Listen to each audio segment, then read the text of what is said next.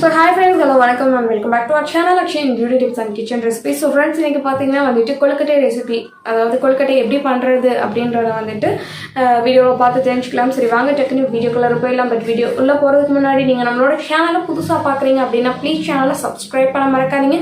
Subscribe பண்றதுக்கு கீழே இருக்கக்கூடிய ரெட் கலர் சப்ஸ்கிரைப் பட்டன் கூட வைக்கிட்டு இருக்க பெல் சிம்லையும் கிளிக் பண்ணுங்க. ஸோ தட் உங்களுக்கு நோட்டிஃபிகேஷன் வரும். நான் எப்போ வீடியோஸ் அப்டேட் பண்ணாலும் நீங்க அதை மிஸ் பண்ணாம பார்க்கலாம். சரி வாங்க டக்குனு வீடியோக்குள்ள போயிடலாம். ஃப்ரெண்ட்ஸ், இப்போ பார்த்தீங்கன்னா வந்துட்டு கொழுக்கட்டை செய்கிறதுக்காக வந்துட்டு தண்ணி காய வச்சுக்கலாம். ஸோ தண்ணி வந்துட்டு ரொம்ப சூடாக இருக்கக்கூடாது, அதுக்குன்னு ரொம்ப ஜில்லுன்னு இருக்கக்கூடாது. கை பொறுக்கிற அளவுக்கு சூடில் தண்ணி காய வச்சு எடுத்துக்கோங்க. தண்ணி காய வச்சதுக்கப்புறமா பார்த்தீங்கன்னா வந்துட்டு நான் இந்த கப்பில் 1.5 கப் அளவுக்கு வந்துட்டு அரிசி மாவு எடுத்திருக்கேன். ஓகேங்களா, அந்த அரிசி மாவு உள்ளே போட்டுக்கலாம். அது கூட வந்துட்டு பார்த்தீங்கன்னா ஒரு பிஞ்ச் சால்ட், ஸோ ஒரு சிட்டிகை போட்டு நல்லா ஒரு தடவை கிளறி விட்டுக்கோங்க, மிக்ஸ் பண்ணி விட்டுக்குங்க உப்பு எல்லாம் செட் ஆகிறதுக்கு. அதுக்கப்புறமா பார்த்தீங்கன்னா அந்த ஜாரில் சுடு தண்ணி ஊற்றி வச்சுருக்கேன்.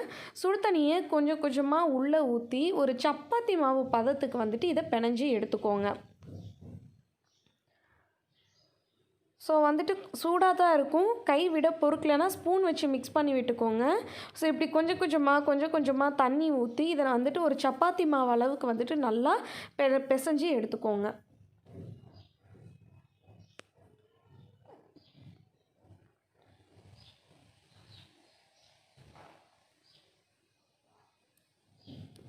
இந்த அரிசி மாவு பார்த்தீங்கன்னா வீட்டிலேயே ரெடி பண்ணது தாங்க. ஸோ இப்போ வந்து பார்த்திங்கன்னா வந்துட்டு மாவை நல்லா பிணைஞ்சு எடுத்தாச்சு. இப்போ இதை வந்துட்டு குட்டி குட்டி உருண்டையாக பிடிச்சிக்கலாம். ஸோ அந்த மாவு உருண்டை பிடிக்கிறதுக்கு மட்டும்தாங்க டைம் ஆகும், மித்தபடி கொழுக்கட்டை செய்கிறதுக்குலாம் ரொம்ப டைம்லாம் ஆகாது, ஸ்பீடாக செஞ்சு முடிச்சிடலாம்.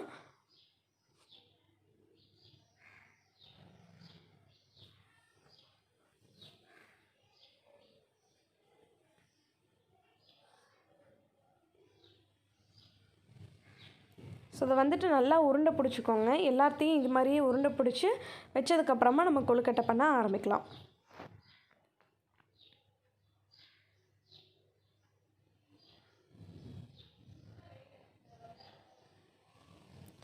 ஸோ எல்லாத்தையும் இப்போ கொழுக்கட்டை பிடிச்சாச்சு, மாவையும் உருண்டை பிடிச்சாச்சு. இப்போ பார்த்தீங்கன்னா வந்துட்டு இதை வந்துட்டு தனியாக வச்சிடலாம். இப்போ வந்துட்டு வெள்ளைப்பாகு ரெடி பண்ணணும்.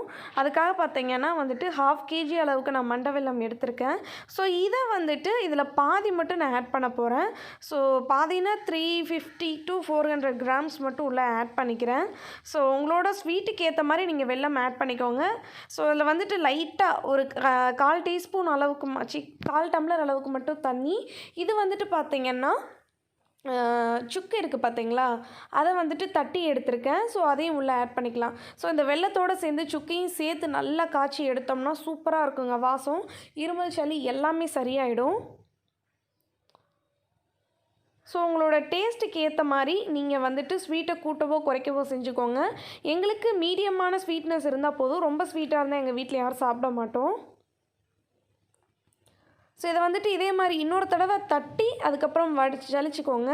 ஸோ நல்லா எல்லா சுக்கும் அதே மாதிரி பண்ணதுக்கப்புறமா இதை ஒரு தடவை நல்லா மிக்ஸ் பண்ணி விட்டு ஒரு கப்பில் போட்டு ஒரு கிண்ணத்தில் மாற்றி இதை வந்துட்டு பாகாக காய்ச்சிக்கோங்க. இதுக்கு கம்பி பதம் எதுவும் தேவையில்லை ஃப்ரெண்ட்ஸ், சும்மா அந்த வெல்லம் உருகி வந்தால் போதும்.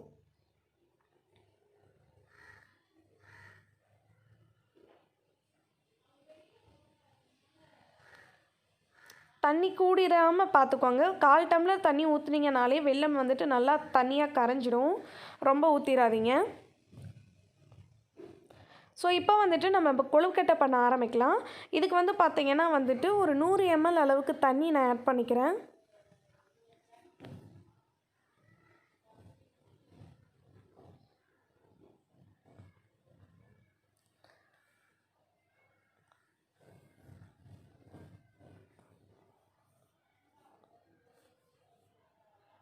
ஸோ தண்ணி ஊற்றி தண்ணி நல்லா கொதித்து வர ஆரம்பிக்கட்டும்.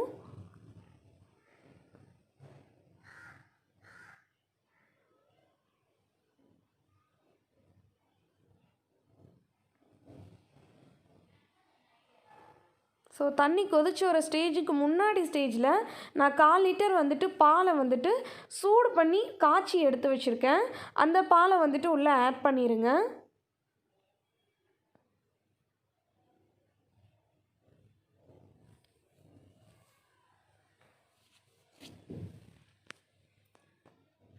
ஸோ இந்த பால் தண்ணி எல்லாம் நல்லா கொதிச்சு வர ஆரம்பிக்கட்டும்.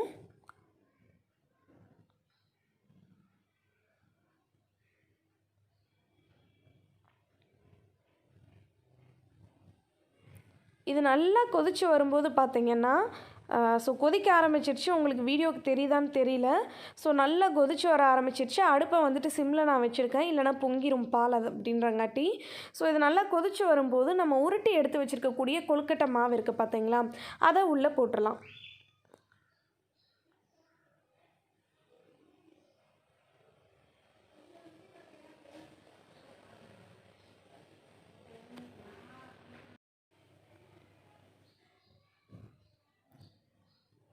ஸோ இதை ஒரு தடவை மிக்ஸ் பண்ணி விட்டுட்டு இப்போ நம்ம கொழுக்கட்டை மாவு உள்ளே போட்டுடலாம்.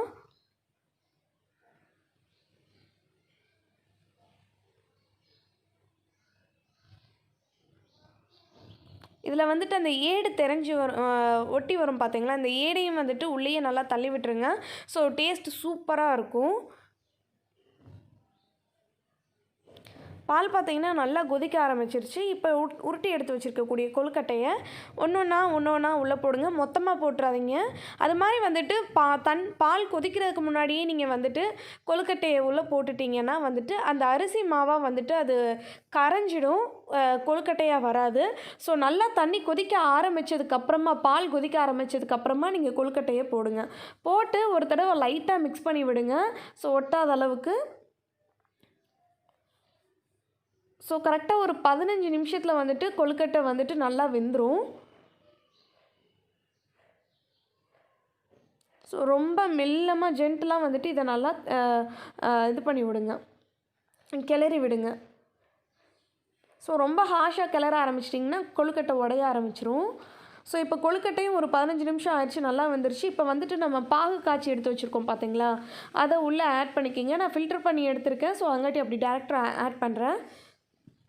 ஸோ இந்த வெல்லம் ஊற்றின உடனே வந்துட்டு நீங்கள் வந்துட்டு அரிசி மாவை கரைச்சி ஊற்றிடுங்க. ஏன்னா வந்துட்டு வெல்லம் பாலோட வந்துட்டு சேராது, தெரிஞ்சு வர ஆரம்பிச்சிரும். ஸோ வந்துட்டு அடுப்பை வந்துட்டு நான் இந்த ஸ்டேஜில் ஸ்டவ் ஆஃப் பண்ணிட்டேன். ஏன்னா கொதிக்க ஆரம்பிச்சிச்சின்னா பால் பிரிஞ்சு வர ஆரம்பிச்சிரும். ஓகேங்களா?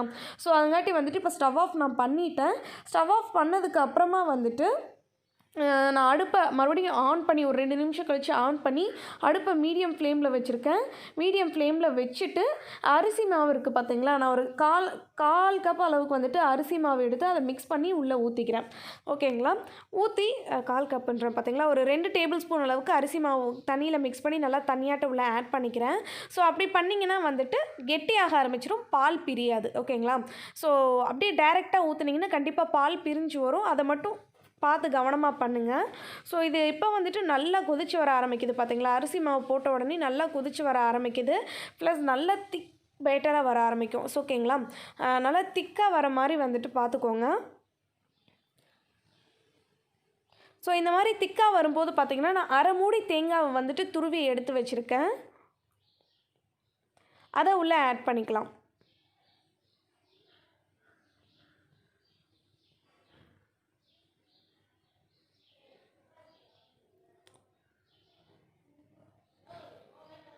ஸோ இதை ஆட் பண்ணிட்டிங்கன்னா அவ்வளோதான் ஃப்ரெண்ட்ஸ், நம்மளோட கொழுக்கட்டை வந்துட்டு சூப்பராக ரெடி ஆகிடுச்சு.